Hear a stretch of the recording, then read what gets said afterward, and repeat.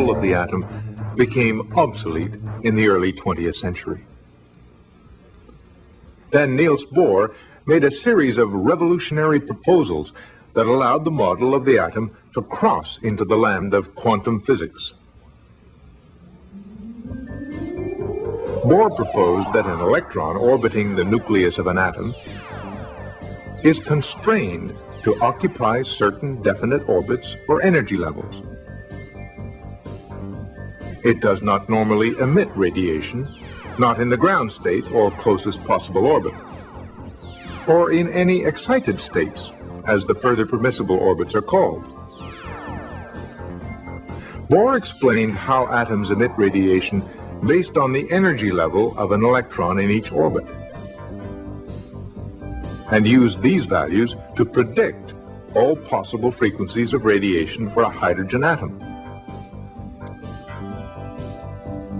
Bohr's predictions could be put to a practical test because detailed observations had been made of the frequencies emitted when hydrogen is bombarded with electrons in a discharge tube. In the late 19th century, a Swiss schoolteacher, Johann Balmer, had observed the spectral lines in the visible region of the spectrum of excited hydrogen gas. What's more, he had developed a formula that correctly predicted these lines.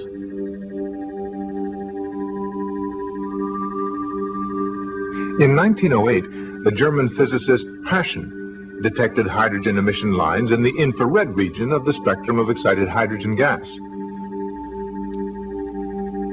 In 1914, Theodor Lyman identified the ultraviolet region of the spectrum. Bohr's predictions matched all these observations to a high degree of accuracy. Still, Balmer had already produced a workable formula for predicting lines, but no one really knew why it worked. What made Bohr's mathematics so special was that they were based on a possible structure of the atom. Imagine that a collection of hydrogen atoms could be gathered, all in the ground state. Further, imagine these atoms could be bombarded by precisely tuning the energy of every free electron in a spark tube. At the lowest energy levels, the hydrogen would emit no radiation. But at a certain level, radiation would begin. What level? According to Bohr, the level of the next possible orbit. When this magic number is reached, hydrogen would emit one and only one frequency of ultraviolet light. But why just one frequency? Free electrons would have just enough energy to bump the orbiting electrons up to the first excited state, n equals 2. This action would cause no radiation to be emitted, but eventually the electron would spontaneously drop back to the ground state. In so doing, it would radiate all the energy it had gained, the difference between the energy levels of the two orbits, exactly 10.2 electron volts.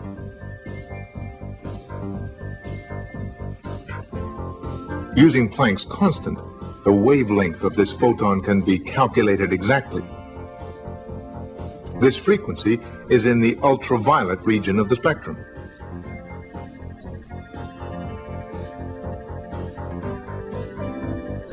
Bohr proposed that each emission line in a hydrogen spectrum corresponds to the energy difference between two specific permissible orbits. The Balmer series is produced as electrons drop between orbit n equals 3 to n equals 2.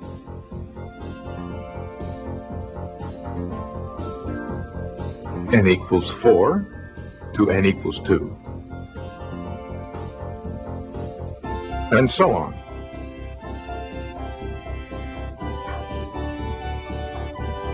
Infrared radiation in the Paschen series is produced by jumps to n equals 3.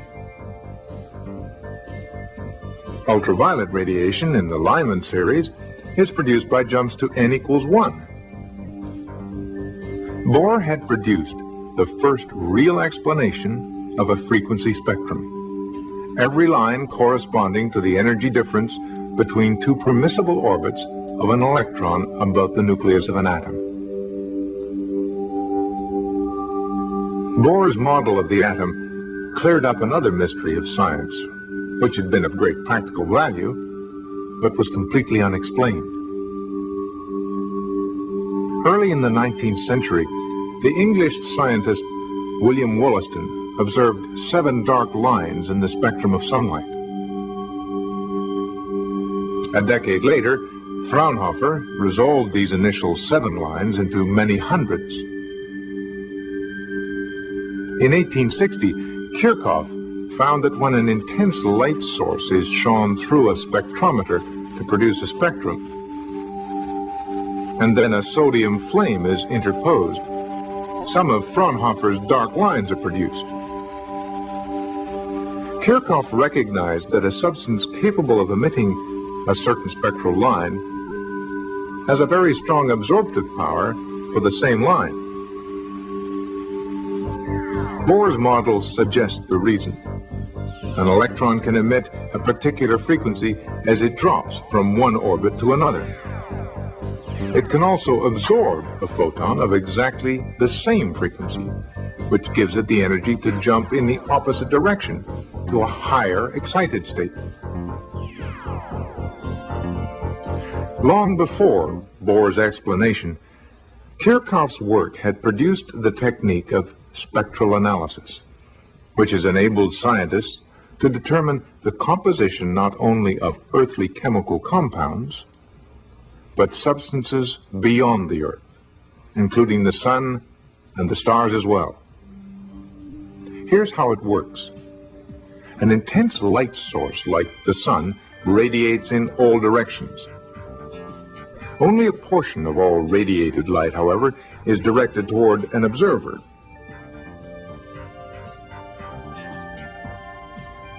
If a sodium flame is placed in the path of the light, the sodium absorbs and then re-radiates only certain frequencies. This re-radiation likewise occurs in all directions, so that only a tiny portion of the absorbed frequency continues in its original direction. The result is a sharp decrease in the intensity of the light reaching the observer from that portion of the spectrum, and hence the appearance of dark lines in the spectrum. An imaginary sunbather whose skin was sensitive only to the absorbed wavelength would take a long time to acquire a tan. Fraunhofer's many dark lines are produced as atoms in the sun's atmosphere absorb and re-radiate particular frequencies. Bohr was able to use his model of the atom to predict the results of many scientific experiments. And yet there were problems. For example, his theory worked for hydrogen, but could not predict the behavior of other atoms.